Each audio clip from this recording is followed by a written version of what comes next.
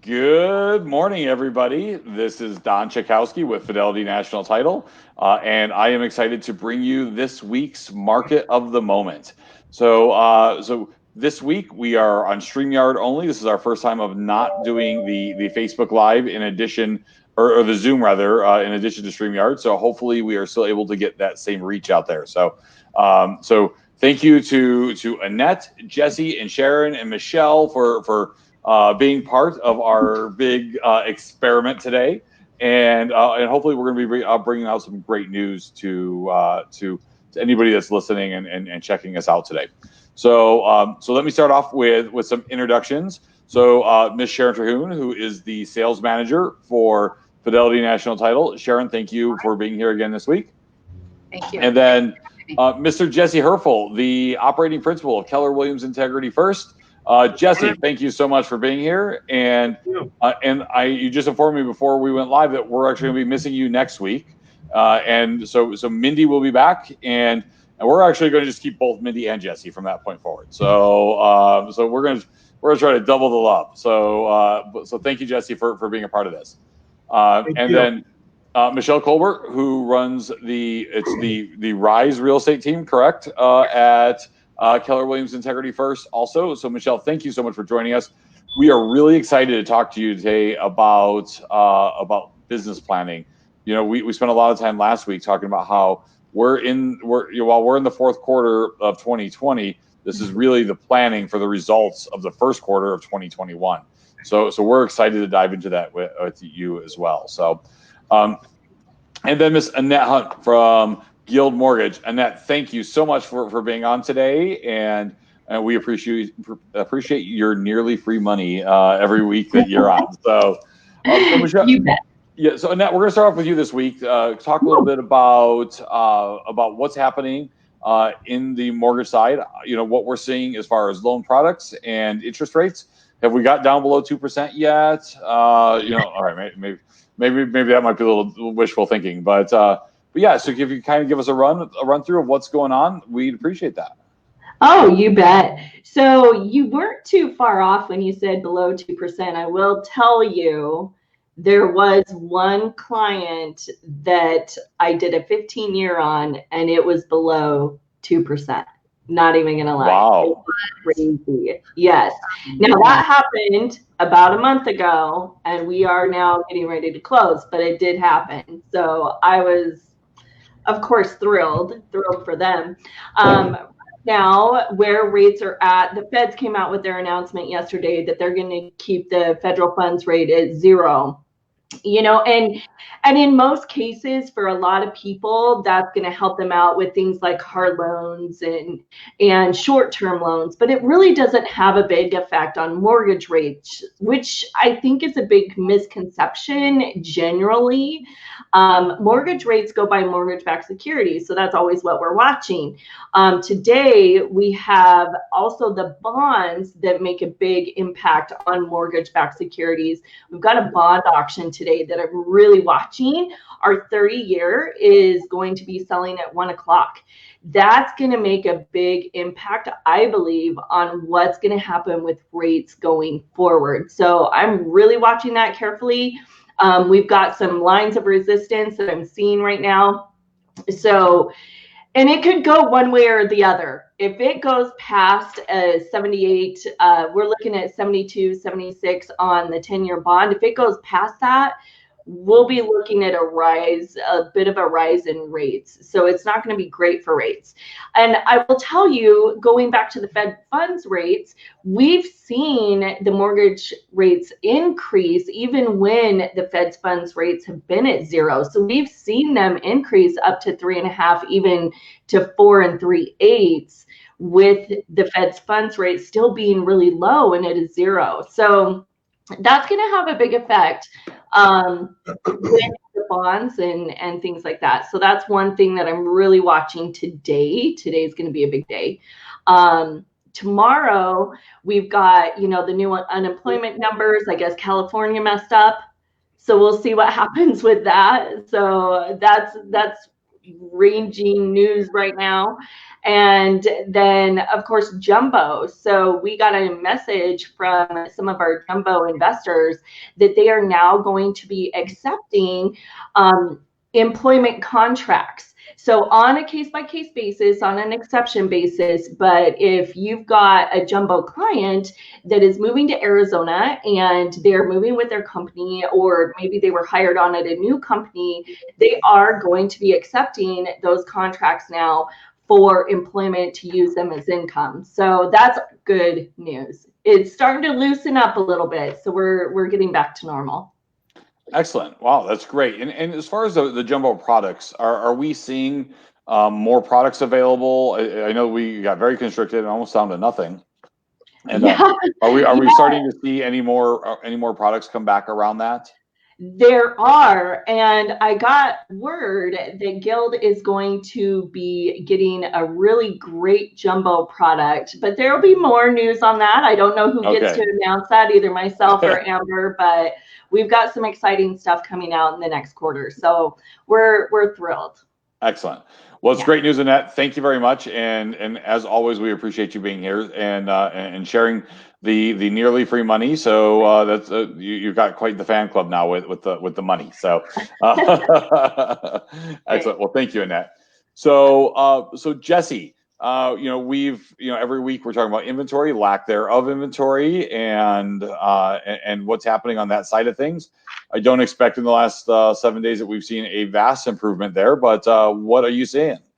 No, we haven't seen a vast improvement. Although what we did see, because we have September numbers in now for what came to the market as new listings, and it was actually the highest amount that had come to the market in September in the last 3 years. So I'll show you that. Here, if you tell me if you can see my screen. Not can yet. You see that? No, it's not. It's not showing up for me to allow you on there. So. Okay, hang on. I was gonna say we have a net here. So, but there it is. There we go. We got it. There it is. It just takes a minute. Yeah. Okay. Yeah. So I wanted to share with this. Here's September 20, right? 9,973 new listings came to the market, which is the highest September new listing month in the last 3 years. And again, which August was the highest in the last 3 years. July was the highest in the last 3 years, right? And what we're experiencing is demand is still outpacing the amount of new listings that are coming to the market, even though there's more listings that have come to the market in the last 90 days than there have been in the same months over the course of the last 3 years.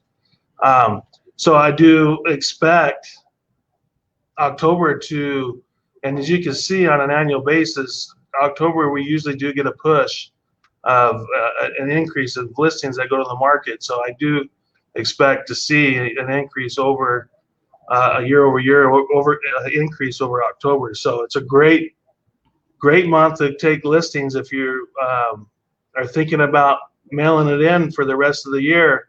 Now's not the time, right? We talk about tripling down on your activities fourth quarter every year here at our market center, and it couldn't be more true than this year. I think more so than ever. And you will definitely have more than enough opportunities to fulfill your business goals. So, as the other thing that I would share with you is based on the demand, a lot of buyers we're seeing are opting to go towards the new build communities because they're not dealing with multiple offers with new builds. And they know they can go in and pick their finishes. And I think it was Mindy, was that last week or the week before, she brought up the fact that builders, the gap between the resale and the builders has minimized, meaning the price of what you get with the new build, some of these new build packages versus the resale. And obviously a brand new home and all the new features that a new build brings you. So something to consider there. We all are also seeing something a little bit different on the builder side, that some of them are not taking offers on property until they're near completion. And that is something that I don't recall seeing that before, quite honestly. And the reason they're doing that obviously is probably self-explanatory. But at the rate at which the market has been appreciating, they're not wanting to miss out on those increases. Right. And so something that you will see in a strong seller's market and a strong builder seller market is they feel as though they don't need realtors as much as they once did.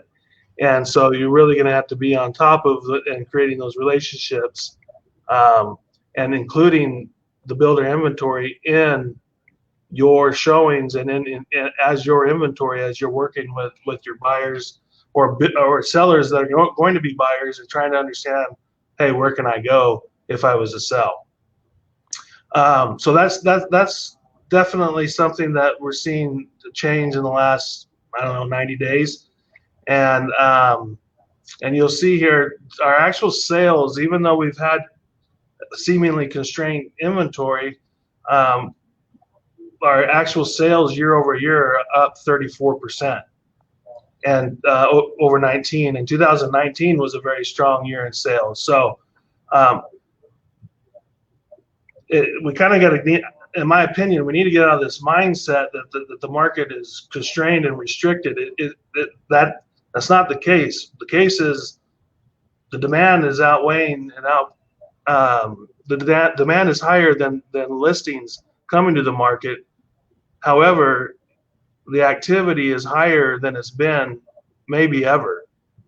So the name of the game is you've got to be out in front with your conversations, and you've got to be in contact with your database, and you got to be the closest relationship with them that are giving them the informed information about what's happening in the market and how they can navigate through it when it's time for them to transact or invest, because they're going to go with the relationship that is closest to them when it's that time.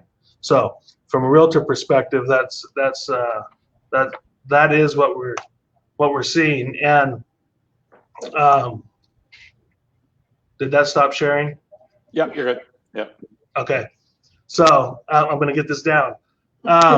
So you're doing good, Jesse. We're all impressed. Yeah. And as Annette mentioned, the super low interest rates are going to continue to drive that demand, I think. And this time of year, every year, we start hearing objections around, I'm going to wait till after the holidays. And it, as Annette mentioned earlier, today, and it seems like every day, things can change rapidly. So waiting, I don't know what you're waiting for, right? Yeah. And my question is when you're going to wait for the holidays, which one? Right? Does that mean you want to be in by Halloween, or does that mean you want to be in by Thanksgiving, or does that mean you want to be in by the New Year? And so a lot of people go automatically in their mind because they have this thought that people don't buy and sell homes during the holidays. And what I didn't point out, every year there's 5,000 to 7,000 homes sold in November and December. The nice thing about if you're active and stay in the market and continue to work as an agent, the ones that are transacting during this time are the ones that really need to get something done. So they're motivated, right? And so a lot of the industry goes away in the fourth quarter as a pumpkin and shows up the next year as the Easter Bunny. Well, and I think, Jesse, what happens is that we're really, like, this year has been so different already that if that's the mindset that you've adapted in previous years, I mean, well, you've just shown us on the numbers, right? That 2020 is for the last 3 or 4 months now, we're outpacing every year or month over month from the previous 3 years.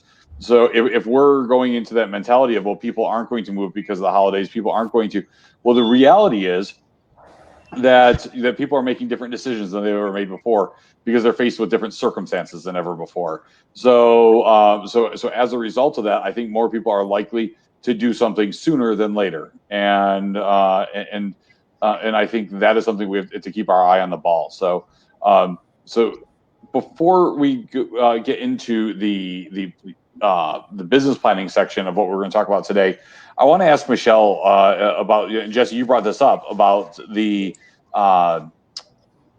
new builds and what's going on with that. So it's very different, right? For a builder to not make the lot available, and you get to pick your house, you get to pick all that. So can you kind of tell us what because I saw you nodding your head when Jesse was talking about that. Can you kind of fill us in on what that's kind of looked like and what that feels like for the client as far as picking their lot, picking their house, the finishes? I'm assuming some of those things are still in place. So if you can give us some insight, I'd appreciate it. So honestly, in my opinion, again, this is all based on my perspective and what I've dealt with. It depends on the builder also, right? So if we're looking at anywhere between the 200 to 350 price point, there's a lot more of those spec homes that are, like Jesse's talking about, they're waiting till the very end to release them to be available, like 60 days, 30 to 60 days before they're completed. A lot of those homes, you don't have those finishes and stuff like that. But a lot of the higher, like upper price point, anything like 350 to above, you still have the option to pick your lot. It's not as much of a selection because they're only releasing maybe 4 lots every single month. And so there's a lottery. There's either lotteries on the lots. There's, straws being drawn on lots. Or what they're doing now is actually bidding wars on some of those lots as well. So you're not seeing a lot of that's what you're seeing a lot of in the new builds. You just have to be very careful because people can wait. There's a list of maybe 30 to 40 people on a list for the lot, for the lottery or drawing or bidding war. And each week, the home prices are going up anywhere between $2,000 to $4,000 a week. So a lot of these buyers are being priced out of the lots before they. While they're waiting, yeah. Exactly. Are they literally drawing straws? Lennar was at one point earlier. Oh my gosh. Wow. Wow. Yep. Drawing straws, and then by the way, the prices increased 5% since we first talked a week ago. Yeah. Wow. Right? A very fluid market right now. Very fluid market. Yeah, Crazy. well, and Sharon and I are so fortunate that we get to talk to so many real estate professionals and hear what they're doing and hear their insight into what's going on with the market. And Jesse, I think the one thing that we continuously hear, and I know it's something that has always been a theme in your business, is get the listings, right? So if you have that, then the buyers come. And then, something that we've been talking about for months now is just the messaging to your clients and the preparation for them around what it looks like, what the potential of a transaction looks like when they're going to be a buyer. Yeah. So, okay, well. That's always been the case you've always heard the phrase listers last. Right. Well, here's the deal. If you want a buyer, go take a listing. Right. So that's why you hear my focus on, and the only leverageable piece of business that we have as a real estate sales professional is listings. Right. That's our inventory. You wouldn't go to Bash's or Fry's if there was no groceries on the shelves. Right. So if you want to attract buyers, then you master listings. Well, and it's your opportunity to go get more listings because you're advertising. You have something to advertise. So yeah, that's just. And this market is what a great phone call to make. Yeah. Every week, it's a better phone call right now. This will change. Yep. Right. So waiting is really, and here's the other thing, and I say this every year. There's a percentage of agents that'll go away in October, right? Halloween, I guess that's that, and they check out for the year. There's another percentage that as we go down through November and Thanksgiving, they don't come back, right? And then as you go down through December and those holidays, more and more go out for the year. and they usually return sometime after the Super Bowl. I love that from a competitive Like February? and how to take market share, and I still take all the time off that I want, right? And I'm really clear about when I'm working and when I'm not going to be working, and everybody around me is very clear about that, so that I can be focused when I work and I can be off when I'm off. And what happens is you're building and finishing out the year, but you're really, if I went back to that graph, you'll see on average 10,000 people put their home on the market in January. Well, if you think you're going to wake up sometime January 1 and go back to work January 2, and suddenly these people are going to want to be in business and do business with you, and you haven't talked to them for the last 90 to 120 days, you're going to have a really, really tough time. And I think the ones that are going to the couch now or going to holiday now, going into next year they're going to have a tougher time than I've ever experienced in the history of my 23 years in the business. Hey, Jesse, I have a question for you on that. Do you think that with travel somewhat, I mean, it's not limited, you can get on a plane now, but with people still limiting where they're going, right? Let's just put it that way, and not traveling as much. And I know that the holidays, a lot of people do stay at home, but a lot of people do also fly across the country and maybe go spend it with family somewhere else. Do you think that maybe some of the agents will stick around more this year just because, they're not doing that stuff necessarily and not, throw the towel in for 4 months? I don't know. I don't know. No, I don't. I think they might stick around, but they're going to be finding something else to do. They're just going to hang out. There'll be plenty of eggnog. I think it's the festivities that occur, and it's easy to be distracted, right? Particularly when you're in an election year. Yeah. And that's what I'm coaching to. These next, whatever, where are we at now? Less than 30 days. Well, it's going to be 30 to, which we all know. Well, it's going to go past the election. If you allow it, the world's going to be very noisy, and it's going to be very distracting.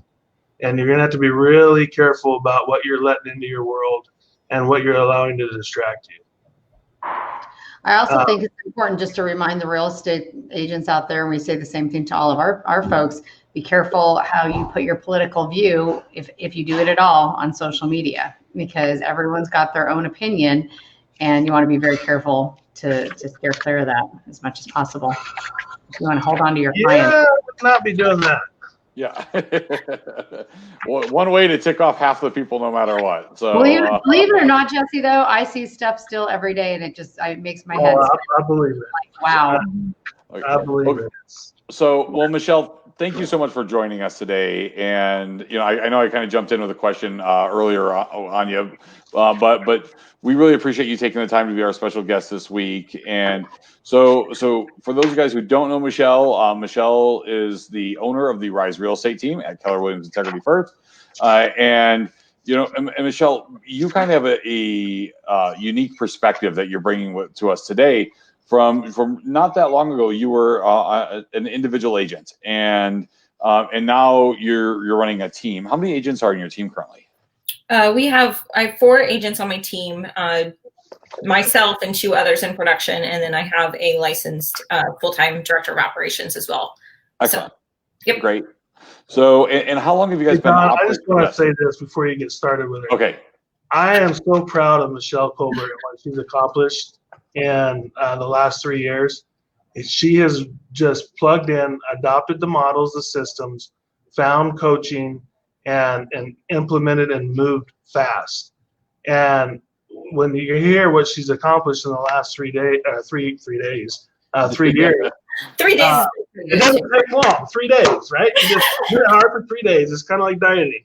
And but when you hear it, I just want to say how proud I am of you, Michelle, because I've been able to watch you, and you've been very intentional, and your life has gotten really big and continuing to grow, and providing opportunities for others as a result of it. So I just wanted to say that. Thank you.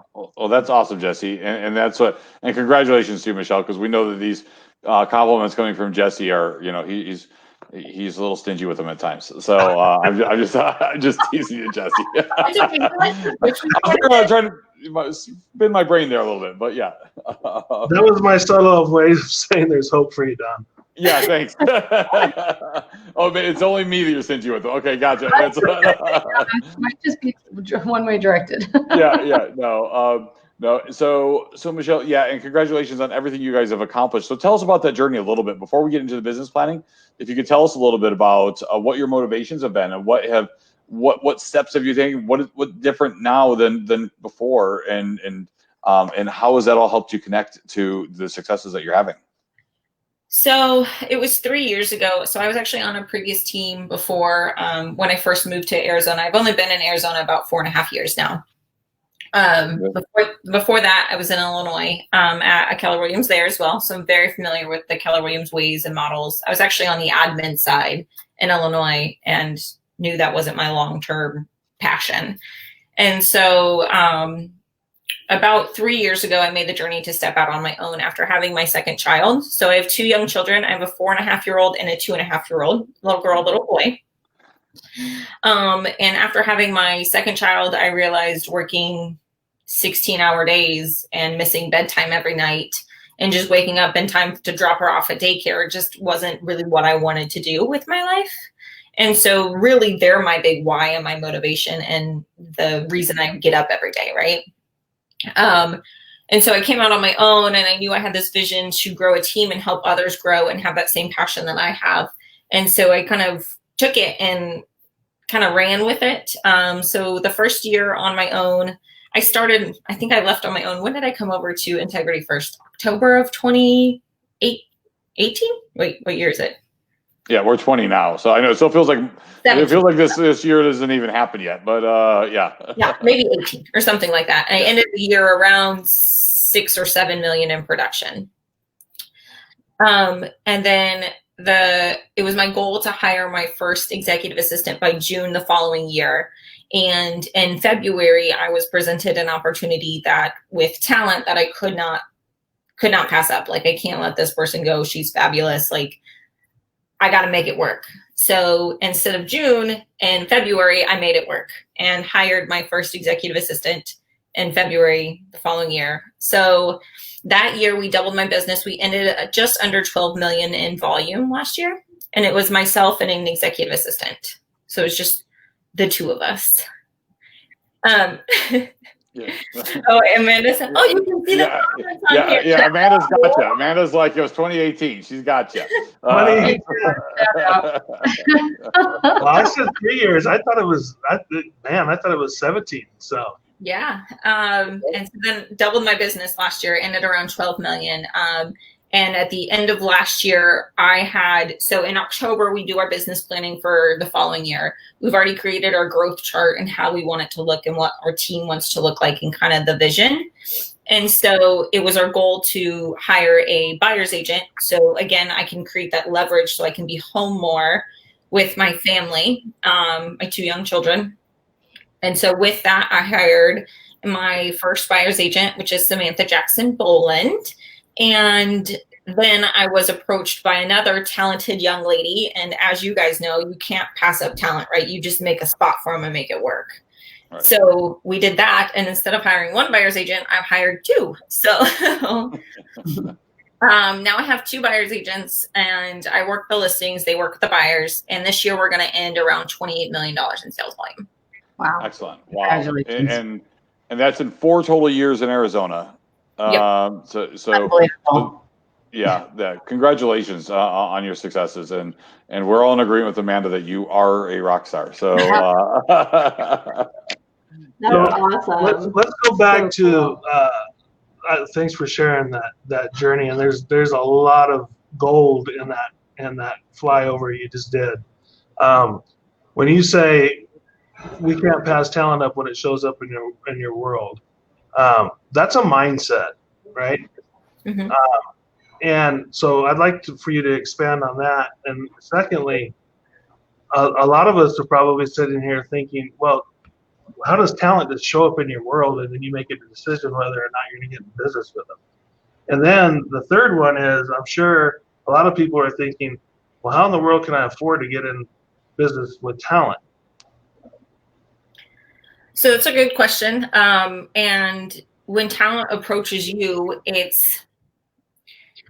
comes down to do they have grit? Are they determined? Are they a culture match? So do they fit your culture? Everyone has different cultures and different personality types. So do they fit in your world? Do you see a vision for them? Like, can you help them grow?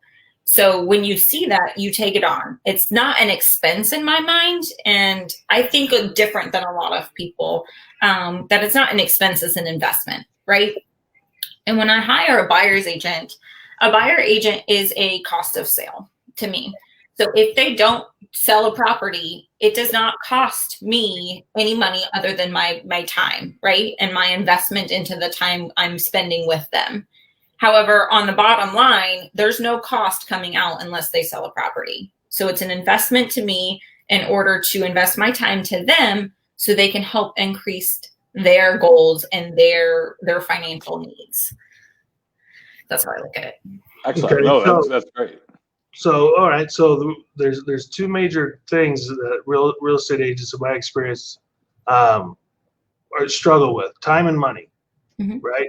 And they think one equates to the other. And through leverage, they find that as an expense, like you said, to you, it's an investment. And when you say it's an investment, obviously an investment mentality is expecting an ROI out of that investment. So as you hire somebody into your world and invest in them and their future and their opportunity, what is the ROI that you're expecting to get from that investment financially and time? So the biggest one is time. So we know that Michelle Colbert can only do so many deals by herself without losing that time with her family. So what's important to me is my time with my family in the evenings. So I'm investing into LaToya and Samantha in order to work these buyer leads that I can't work 10 buyer leads and do the listings, right? So I'm investing them to work all those leads and convert those leads in order to get a return on investment. You always want to see a 3-to-1 return on investment. So, I shoot them 3 leads. They should be able to convert at least one of those 3, which I might, in my time that I have in a day, be able to even convert 1 because I'm doing X, Y, and Z instead. So you always want to see like a 3-to-1 return on investment. And that's why you got to track the numbers. How many leads are distributed? How many buyer brokers are getting signed? What's their conversion ratio from agreement signed to under contract, from under contract to close? So those are the numbers that we're looking at each and every single week to determine the ROI on each person. So, yep. Michelle, how are you tracking that? What system are you using for like a CRM or to track those conversions and the leads coming through? We don't use our CRM to track those stuff. We're actually use our production sheet. So it's a Google Excel sheet that we keep everything on. Samantha, our director of operations, I have 2 Samanthas. That's very confusing. Yeah. She plugs each number in every single week and then also each month. And then it auto calculates on the side what the conversion ratio is for appointment to agreements for us. So, got it. Yep. So Michelle, it really, it sounds like you're on top of your numbers, right?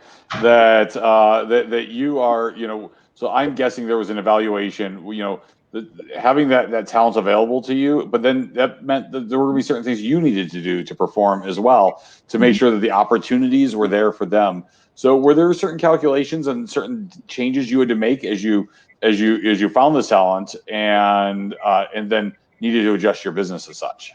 Correct. So last year we did our 2021 business planning, just assuming we would have 1 buyer's agent instead of 2. And so when we brought on that second, we had to readjust based on their goals, which then adjusted my goals as a listing agent because we know every 1 listing should bring 2 buyer leads. I think Jesse said that earlier, correct?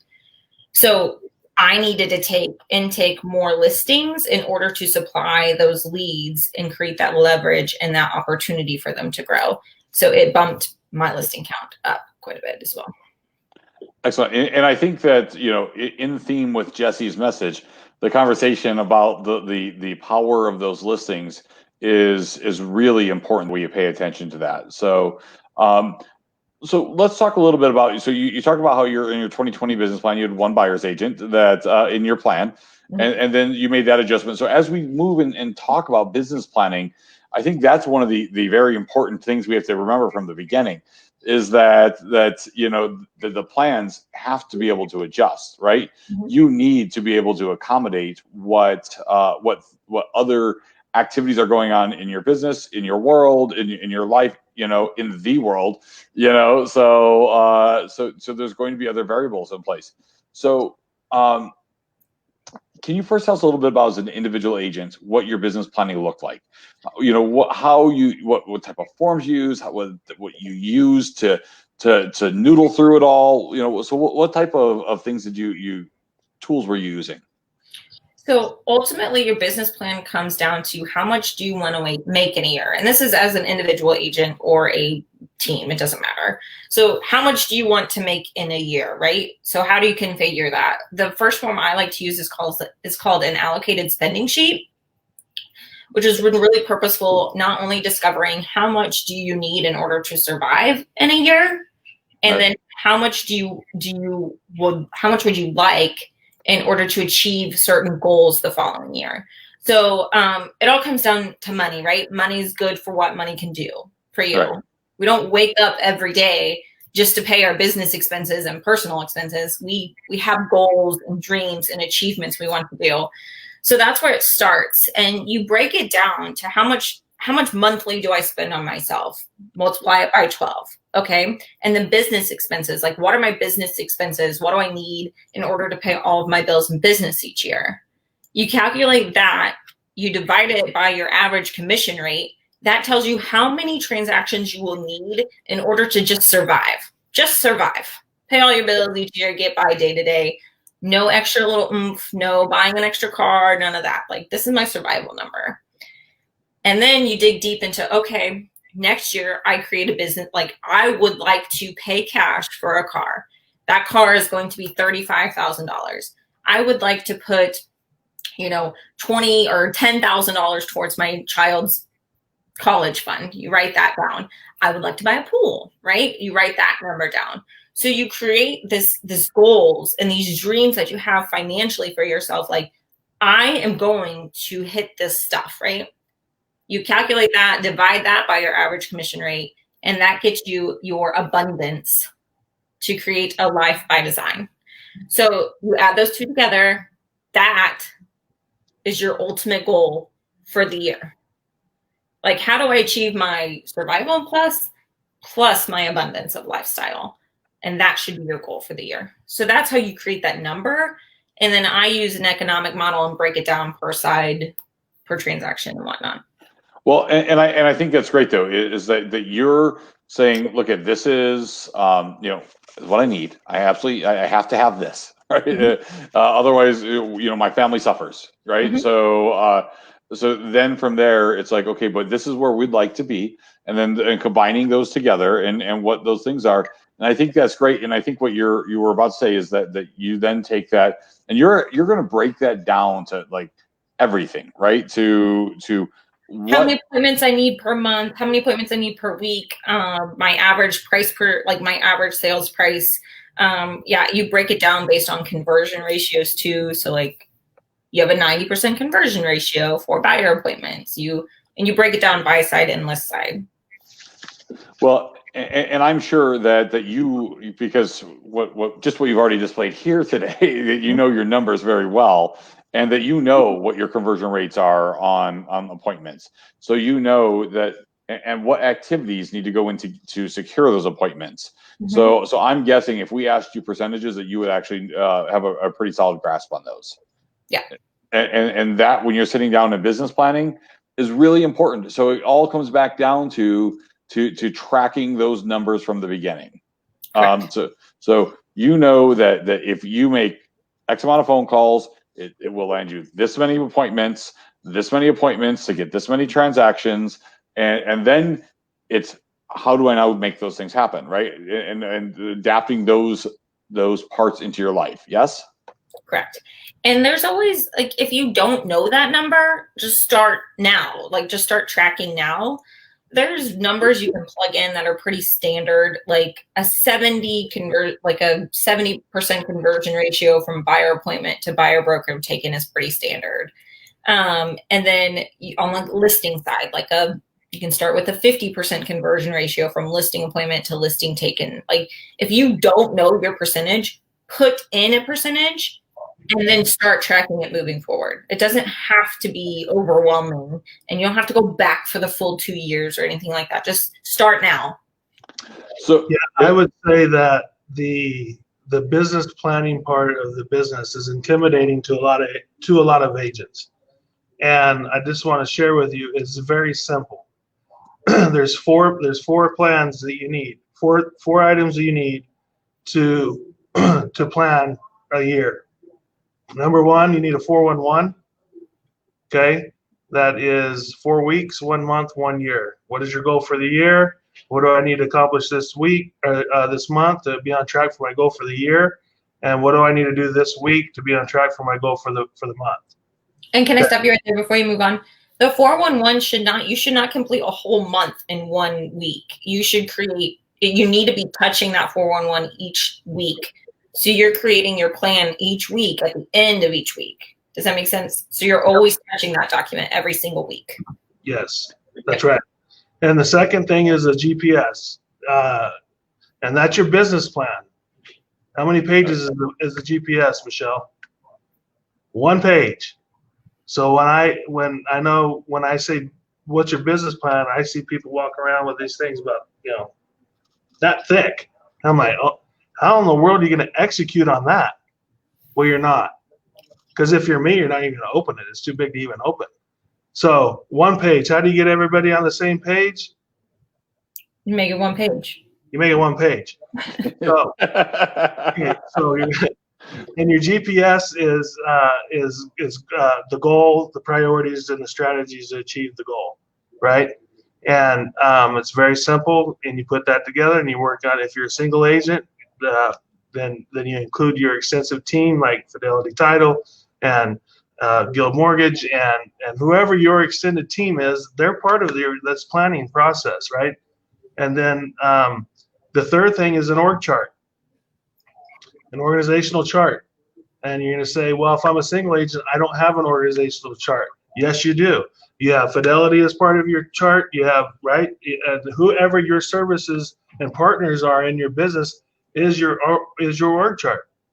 And they have a function in your daily business, and they need to know what that level of service needs to be and how they're going to support you in that. And you also have a future org chart right beside that, and that dictates who you're going to be hiring in the next 12 months. And you can even run it out further. But just if you haven't done it, just start there. Keep it very simple. And then the fourth piece is a growth plan. And a growth plan is who do I need to become to achieve what do I want to achieve based on the goals that I've just set for myself. So what books do I need to read? What seminars do I need to go to? What trainings do I need to go to? Who do I need to get into relationship with that I'm not? Does my environment that I'm in support what I'm looking to achieve? Or should I be looking at a different environment, right? So, by the way, we have a mastermind tomorrow. I've shared this before, and it's Dominate your fourth quarter. And I will have all of those forms there for anybody that wants to come, and I will supply those for you. But it's my point in sharing that is just those 4 items, and they're all 1 page, and they're very simple. And if you screw it up and you don't like it in 60 days, you can change it, right, Michelle? Mm-hmm. So the point is, and we said this last week, that in the absence of a plan, you plan to fail. Right. Yeah. And Jesse, I have this up on the screen, so everybody should be able to see the upcoming event for October 9th from 1 to 2:30 p.m. at the Keller Williams Integrity First office on Higley and Warner. And I'm going to put, we're going to take this down, and we're going to put up, if they've got questions about it, that they can reach out to Jade over at the office to get signed up for it. And, Jesse, as you were discussing these different segments of all of this, my fear is that people hear a lot of different things, and then it sounds like a lot. It really sounds overwhelming. And, and I can tell you, Sharon has us do these activities every year with the sales team, right? So I don't get to start January 1 unless my plan is already approved by Sharon and we've gone through and discussed. We even use the GPS, by the way, Jesse. We've incorporated that form that. That's awesome. From you, we do. We do it every year. I do too. I use the GPS. Awesome. What have you experienced when you implemented that?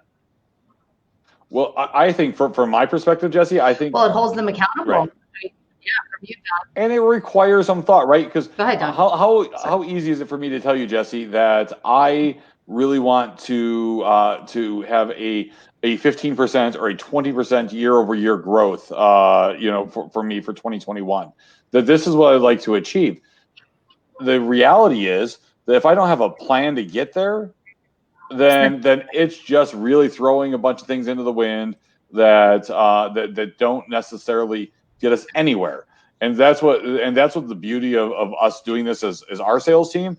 Sharon sits down with us individually, and then and she hits us with questions, and we have to go back and rewrite things, and we have to go back and rethink things, and it's important.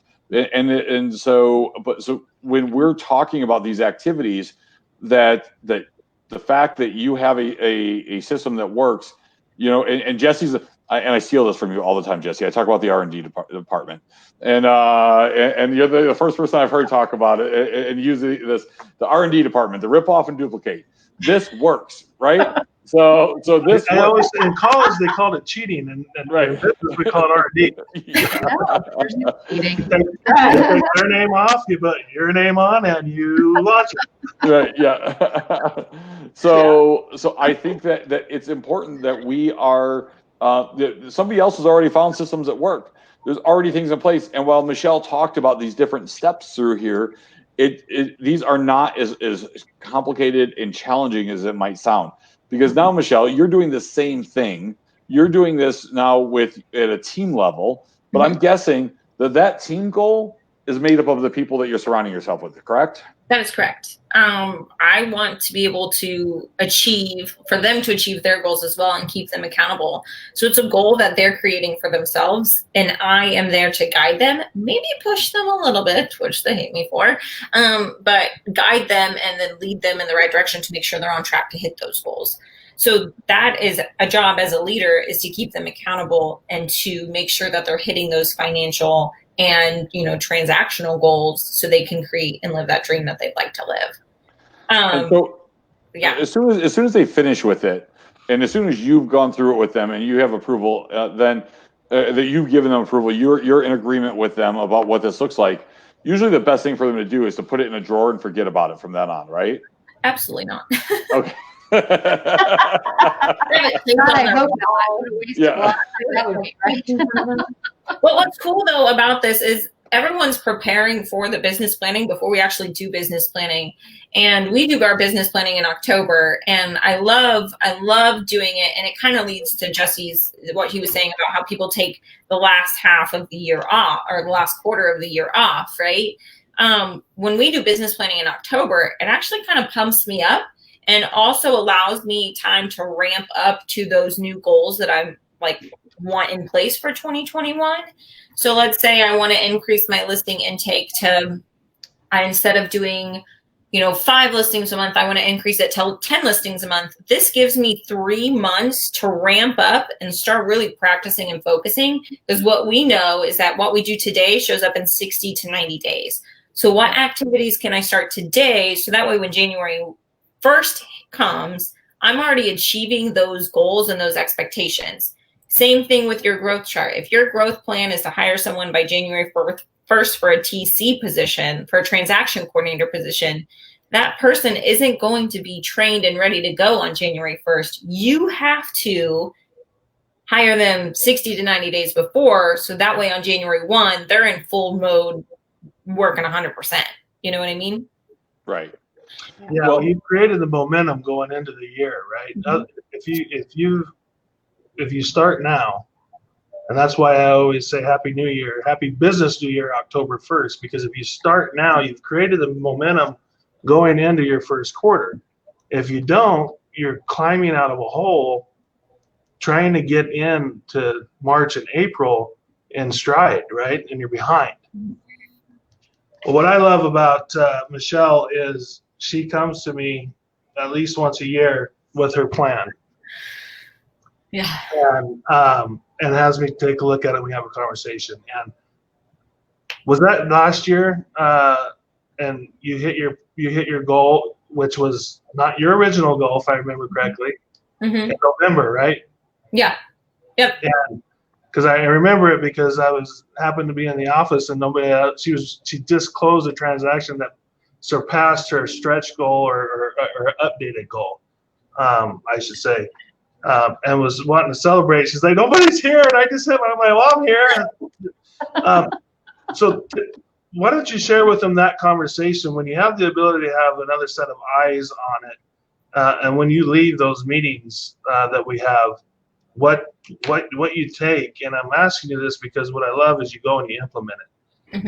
And I do know that last year you looked at me almost scared as we went through that when I said you can actually achieve this, and then you went and implemented it, and in November surpassed what you left that meeting with. So share that.